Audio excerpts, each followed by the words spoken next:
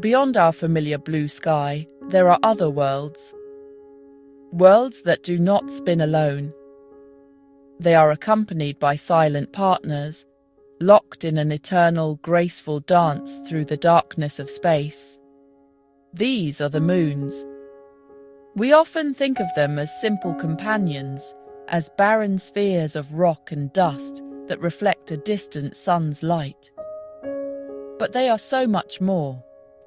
Each one is a destination in its own right, a place of profound mystery and breathtaking beauty.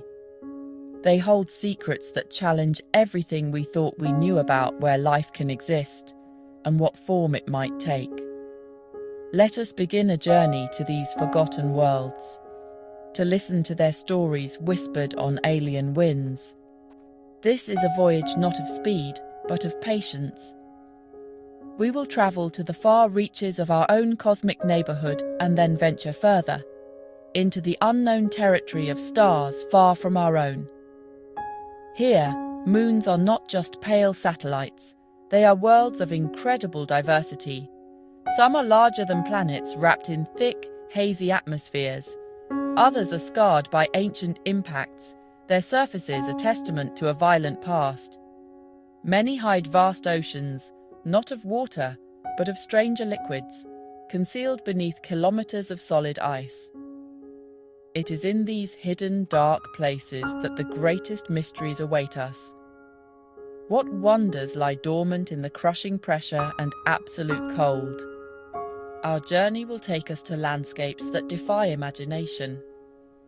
We will stand on shores where waves of liquid methane crash against beaches of frozen nitrogen. We will gaze up at skies dominated not by a single sun, but by the colossal, swirling face of a gas giant, its vibrant bands of colour painting the heavens. The light here is different. It is soft, diffused, and often comes from a sky filled with more than one source of illumination. The silence, too, is different. It is a deep, resonant quiet, occasionally broken by the groaning of shifting ice or the hiss of a geyser erupting into the vacuum of space.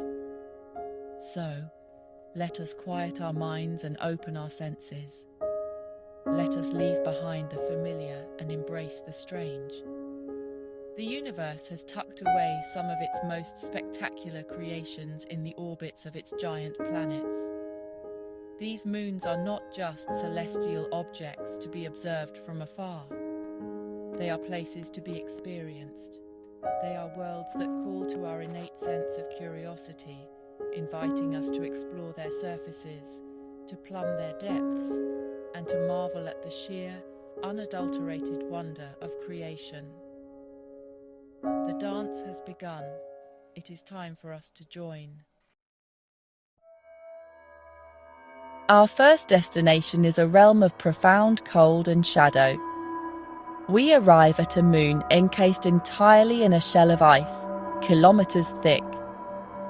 The surface is a brilliant, blinding white, crisscrossed by enormous rusty red cracks that stretch for thousands of kilometers. These are not mere fissures, they are vast canyons, deep wounds in the moon's frozen skin. From a distance, it looks like a shattered porcelain sphere, meticulously pieced back together. The sun is a small, distant point of light, offering little warmth. Its weak rays catch the sharp edges of the ice, creating a dazzling, crystalline landscape that is both beautiful and deeply inhospitable. The silence here is almost absolute, a quiet so profound it feels like a physical presence. As we descend closer to the surface, the scale of this place becomes apparent. The cracks are immense valleys, their walls plunging into darkness. Standing on the edge of one, you feel an overwhelming sense of vertigo. The ice underfoot is as hard as granite, polished smooth by millennia of cosmic radiation. There is no wind here, no atmosphere to carry a sound.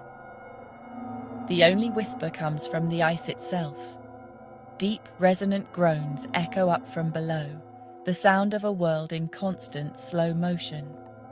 It is the sound of titanic plates of ice grinding against one another, pulled and stressed by the immense gravity of the giant planet that hangs motionless in the black sky above. This is a world of stark contrasts.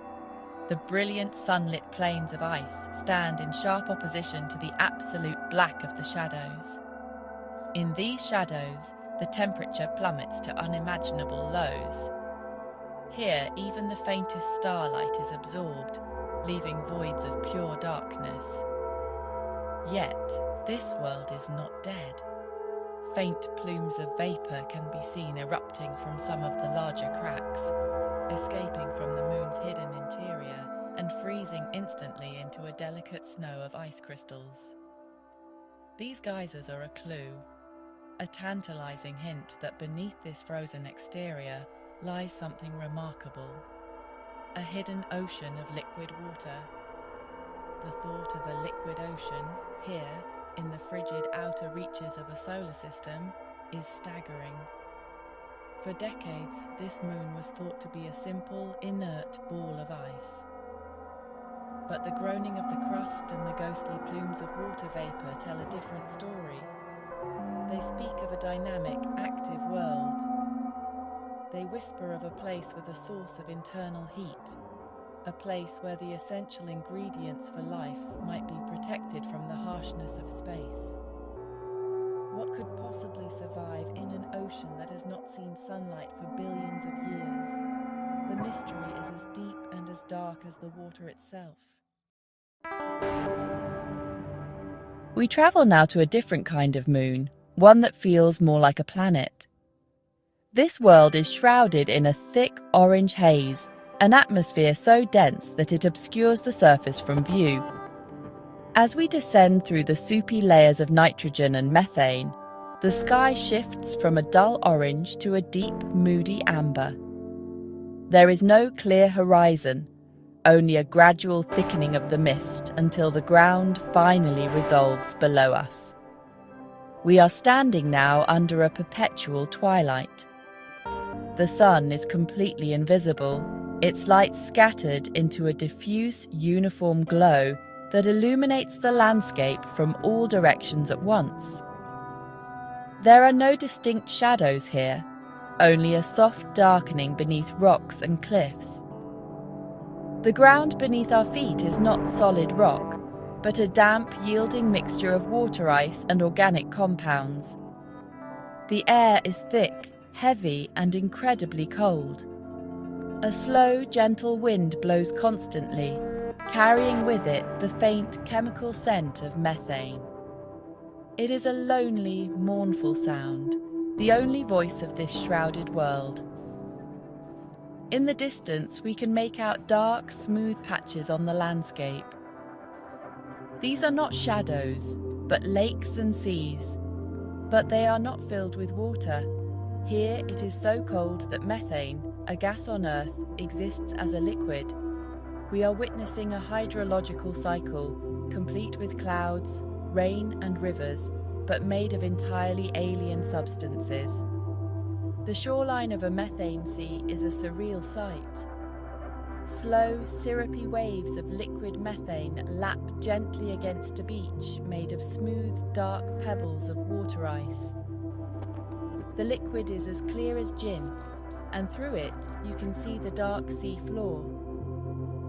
There is a strange sense of familiarity here, in the rhythm of the waves and the gentle slope of the shore. Yet, everything is profoundly different. The air you cannot breathe, the water you cannot drink, the ground as cold as liquid nitrogen. It is a hauntingly beautiful landscape, a distorted reflection of a world we know, remade in a palette of alien chemistry. What secrets do these dark, cold seas hold? Life as we know it requires liquid water, but could some other form of existence have found a way here? Could something be swimming in these methane depths, moving slowly in the intense cold? We see no movement, no sign of activity. But the building blocks of life, complex organic molecules rain down constantly from the upper atmosphere, settling on the surface and dissolving into the lakes. The ingredients are here. They are waiting. In this orange twilight world, beneath a sky that never clears, the patient process of creation may be silently, slowly at work. Our journey now brings us to a small inner moon, orbiting perilously close to its parent planet. This world has been shattered and reassembled by gravity countless times. Its surface is a chaotic jumble of cliffs, canyons, and plains of rubble. But in one of its deepest, most sheltered canyons, something extraordinary is happening. Here, protected from the harsh solar winds and cosmic rays, a forest of crystals has grown. They are not living, not in the way we understand it. They are geological formations, but they possess a strange organic beauty. Slender spires of ice and silicate minerals rise hundreds of meters from the canyon floor, branching out like ancient trees. The light in this canyon is magical. Sunlight strikes the rim high above, but it does not reach the floor directly. Instead, it filters down through the crystalline structures, refracting and reflecting 1,000 times. The air, a wisp-thin collection of gases vented from the moon's interior, is filled with a soft, ethereal glow. The colors shift and shimmer, casting kaleidoscopic patterns across the canyon walls. It feels like standing inside a giant natural cathedral made of glass and light. The silence here is profound, broken only by a faint, high-pitched chiming. It is the sound of micrometeorites, no bigger than grains of sand, striking the crystal spires and making them resonate like tuning forks. These formations are incredibly delicate. A touch could shatter a spire that has taken millions of years to grow. They are formed by a slow, patient process. Geysers from deep within the moon's crust vent water vapor and minerals into the near vacuum of the canyon. In the extreme cold, these vapors freeze instantly onto existing structures, adding to their height and complexity, molecule by molecule. It is growth, but on a geological timescale. Looking at these structures, you can almost feel the immense passage of time, the slow, silent artistry of the cosmos at work. They are a testament to the fact that beauty can arise even in the most unlikely and desolate of places.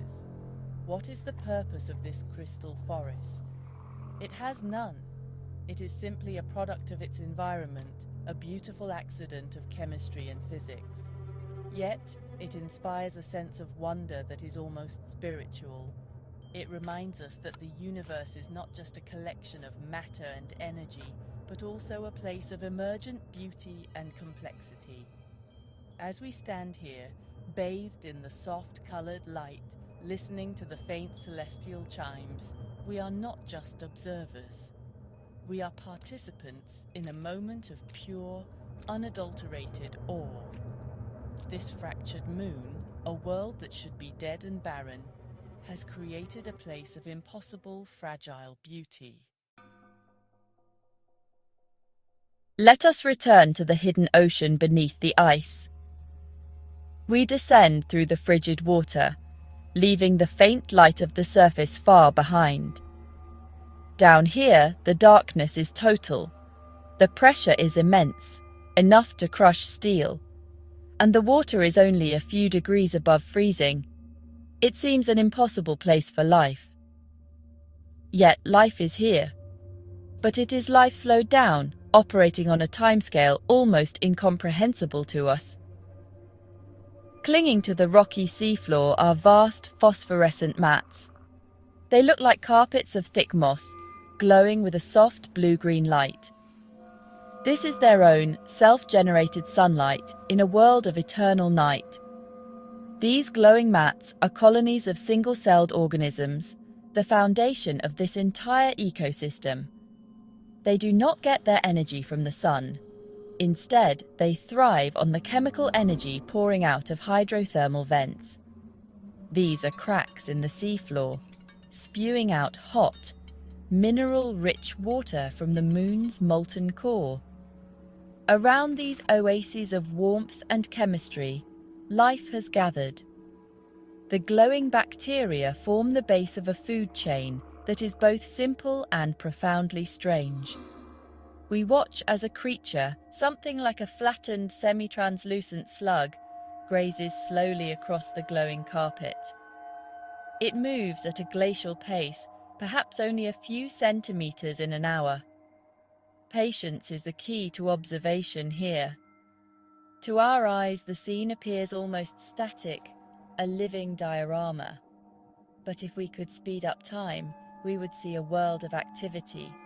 We would see the grazers moving across the bacterial plains, and we would see their predators. Drifting slowly in the dark water above are creatures that resemble ghostly, translucent jellyfish. They are huge, some several meters across, with long, delicate tentacles trailing behind them. They hunt by touch and by sensing the faint electrical fields of their prey. A tentacle makes contact with a grazer, and in an incredibly slow-motion embrace, the predator envelops its meal. The existence of such a complex ecosystem, thriving in complete darkness and isolation, is one of the greatest discoveries imaginable. It proves that the sun is not the only source of life-giving energy. It suggests that hidden oceans like this one might be common throughout the universe, and that they too could be sanctuaries for life. These creatures have never seen the sun. They know nothing of the sky or the stars. Their entire universe is this dark, pressurized ocean. And yet, they live, they grow, they reproduce, they hunt.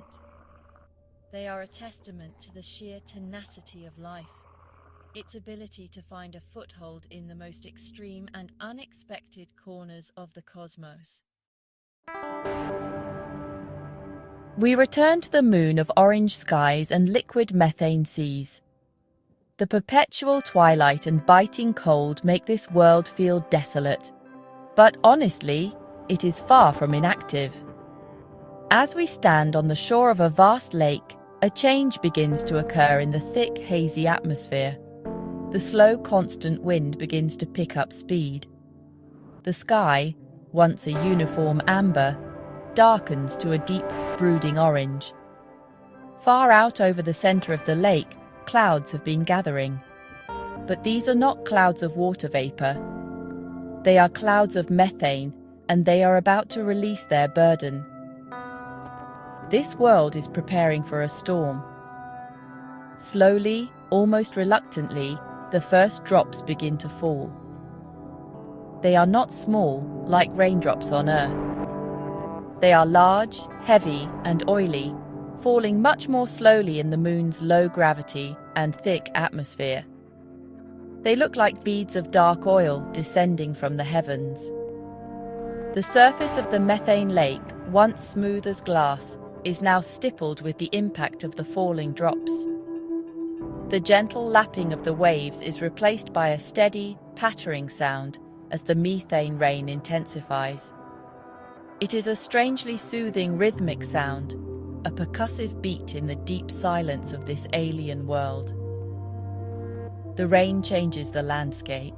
The dry, dusty ground darkens as it becomes saturated with liquid methane. Tiny rivulets form, carving temporary channels in the icy soil as they flow towards the lake. It is a scene of erosion, of a world being shaped by weather, just like our own. The air grows colder still, and the chemical smell becomes stronger. Standing in this methane downpour is a multi-sensory experience. You can see the dark drops fall, hear their impact on the lake, and smell the alien chemistry in the air. It is a moment that feels both utterly alien and deeply familiar. It is the simple, universal experience of rain on a distant world. As the storm passes, a new phenomenon appears. A faint, shimmering curtain of light appears in the sky over the lake. It is an aurora, but unlike any seen before. It is not caused by the solar wind interacting with a magnetic field, for this moon has none. Instead, it is caused by charged particles from the giant planet's magnetosphere crashing into the thick methane atmosphere. The aurora glows not with greens and reds, but with soft blues and purples. It undulates slowly, a silent, ghostly dancer in the twilight sky. It is a final, beautiful secret revealed by the storm, a fleeting moment of celestial art before the sky returns to its usual hazy calm. Now we must leap across the vast emptiness between stars. Our destination is a moon in a truly alien solar system, orbiting a gas giant that, in turn, orbits a small red dwarf star. The light from this star is dim and ruddy, casting a permanent sunset-like glow over the landscape. But this moon is different from any we have seen before. It is a garden. Thanks to a thick atmosphere and heat generated by the gravitational pull of its planet, liquid water is abundant here. And where there is liquid water and a stable source of energy, life has found a way. The surface is covered not with grass, but with a spongy, deep purple carpet of vegetation. The plants here have adapted to the dim red light. They do not use chlorophyll, which absorbs blue and red light. They use a different pigment, one that is far more efficient at capturing the long wavelengths of light emitted by the red dwarf star. This is why the landscape is a sea of purples, violets, and deep indigos. The trees, if they can be called that, are tall, slender structures that look like enormous dark fungi. They have wide, flat caps to maximize the surface area exposed to the faint starlight. A gentle breeze rustles their rubbery surfaces, creating a soft sighing sound that permeates the air. Life here is everywhere. We see small, six-legged creatures scuttling across the purple ground, their iridescent carapaces shimmering in the dim light. They graze on the low-lying vegetation, moving with a skittish, nervous energy. In the canopy of the fungus trees we hear strange fluting calls. These are the songs of avian-like creatures, but they do not have feathers. Their wings are membranes of thin skin, stretched between elongated fingers, like those of a bat. They flit from tree to tree, their dark shapes silhouetted against the colossal, marbled face of the gas giant that permanently hangs in the sky. It is a complete, functioning, and utterly alien ecosystem. This world is perhaps the greatest treasure in the cosmos. It is a second Genesis, a place where life began and evolved entirely independently of our own. The creatures here share no ancestry with any life form on Earth. Their biology, their chemistry, their very essence is alien. Standing in this purple forest, listening to the strange calls from the trees, and watching the local wildlife go about its business is a profoundly humbling experience. It is a powerful reminder that we are not alone. The universe is not a sterile void, dotted with a few lucky accidents. It is a vast, fertile garden with wonders growing in the most unexpected of places. From a garden of life, we journey to a hellscape of fire. This moon is the closest to its parent planet, a behemoth whose gravity tortures this small world relentlessly. The tidal forces are so extreme that they constantly knead the moon's interior, keeping its core molten and its surface in a state of perpetual eruption. This is the most volcanically active body in its solar system. The surface is a chaotic canvas of yellows, reds, oranges and blacks, painted by sulfur compounds spewed from hundreds of active volcanoes. The air is a toxic, unbreathable soup of sulfur dioxide. There is no peace here.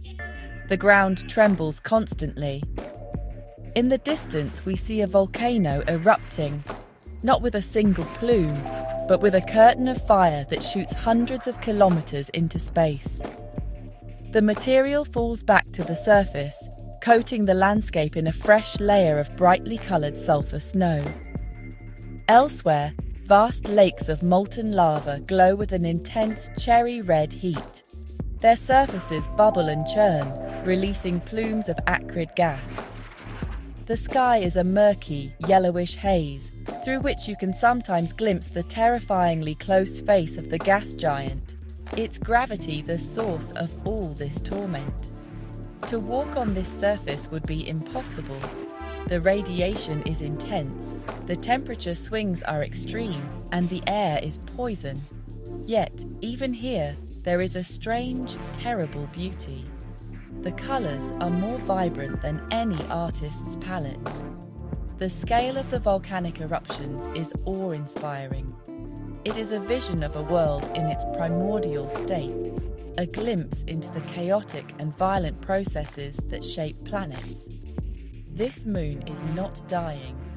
It is being constantly, violently reborn. Every day, its surface is remade, its old features buried under fresh flows of lava and sulfur. This world serves as a stark reminder of the power of gravity. It is a force that can hold galaxies together, that can orchestrate the graceful dance of planets, and that can also tear a world apart. This moon is trapped in a gravitational vice, and the result is this spectacular, unending display of geological violence. There are no signs of life here, nor could we expect any. This is a world of pure geology, of rock and heat and pressure. It is a place that demonstrates the raw, untamed power of the cosmos, a power that is as capable of creation as it is of utter destruction. Our journey through the cosmos of moons is drawing to a close, but the sense of wonder it has inspired is only just beginning. We have stood on shores of methane and gazed upon forests of crystal. We have witnessed life thriving in eternal darkness and seen a world perpetually consumed by fire. Each moon has been a revelation, a unique chapter in the grand story of the universe. They have shown us that a world does not need to be like our own to be beautiful, complex, or even alive. They have expanded our definition of what is possible. These silent companions to the planets are not just barren rocks. They are worlds of immense character and diversity. They are the keepers of secrets, from hidden oceans to alien life forms.